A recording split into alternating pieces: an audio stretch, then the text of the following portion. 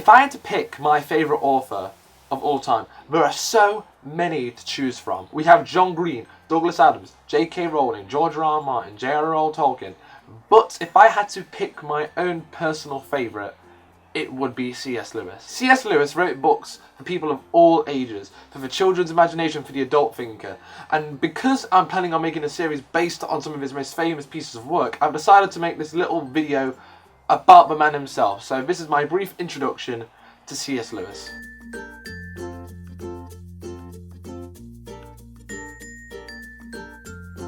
Clive Staples Lewis was born in Belfast, Ireland in 1898. He lived with his family, his mum, his dad and his brother Warren. In 1905, the Lewis family moved out into the outskirts of Belfast and lived in a little family home which is now known as Little Lee. Lewis spent a lot of time with his mum, but sadly at the age of 10 in 1908 he lost his mum to cancer, and before he had the opportunity to mourn with his family, with his dad, he was sent off to boarding school in Watford, England. It was during these years when he was in Watford that he lost his faith and became an atheist. During his adolescence, C.S. Lewis, also known as Jack to his friends and family, won a scholarship to go to Oxford University in 1916. But next year, however, he enlisted himself to go join the British Army and go to France for the First World War, and he experienced trench warfare as he was on the front line.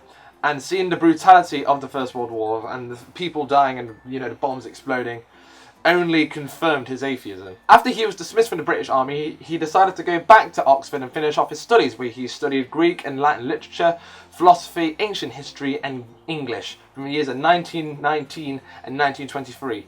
He then started teaching English literature and language at Magdalen University in Oxford, where he was originally studying. It was during these years where he met his very close friend J.R.R. Tolkien, the author of The Lord of the Rings and The Hobbit. And it was during these years when he knew J.R.R. Tolkien that he became more and more of a theist and then eventually a Christian. Lewis says this in his autobiography, Surprised by Joy. You must picture me alone in that room in Magdalen, night after night, feeling, whenever my mind lifted even for a second from my work, the steady, unrelenting approach of him whom I so earnestly desired not to meet, but which I greatly feared had at last come upon me. In the Trinity term of 1929, I gave in and admitted that God was God, and knelt and prayed, perhaps that night the most dejected and reluctant convert in all of England. Lewis wrote many great Christian apologetics. He wrote the books such as The Screwtape Letters, The Problem of Pain, The Great Divorce and The Four Loves, books which are still being read to this very day.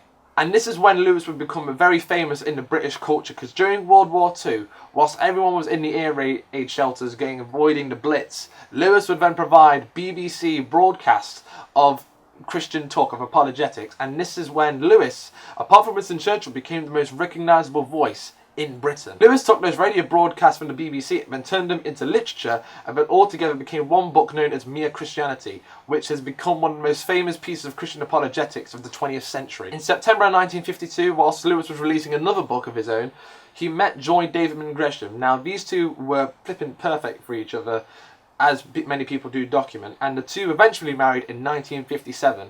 Sadly, however, in 1960, Joy lost her life to bone cancer, and this left a huge impact on Lewis's life, and he even mourned greatly about her in one of his last books he ever published, A Grief Observed. And lastly, Lewis passed away on November 22nd, 1963, the same day as President JFK. Jack is remembered for being one of the most famous Christian apologetics of the 20th century, not only in confirming in the Christian faith and making it more realistic for people to believe in Jesus Christ and the Trinity and Christianity as a whole. And not only did Lewis write some Christian apologetics as well, he wrote some science fiction and some fantasy. He wrote the Space Trilogy, and most famously, he wrote the Chronicles of Narnia.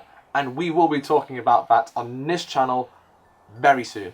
Hopefully you enjoyed this video. If you enjoyed this video, then I do recommend you to subscribe. There's loads of random stuff which I do on this channel. But next time, hopefully, when I make a video, it will be about the Magician's Nephew and its relations to Christianity. I'm going to be doing this for the entire Chronicles of Narnia. So if you're interested in that, then I do recommend you to subscribe. And if that's not your cup of tea, then that's fine. I do other stuff as well. And also doing the Randomcast vlog. I'm doing like a thing with a friend, and if you want to see that, then I do recommend you to click on my YouTube channel and look at the links and stuff like that, and it will be there. I promise you that. But that is generally it for me, and hopefully I shall see you guys very soon. Goodbye, and God bless to you.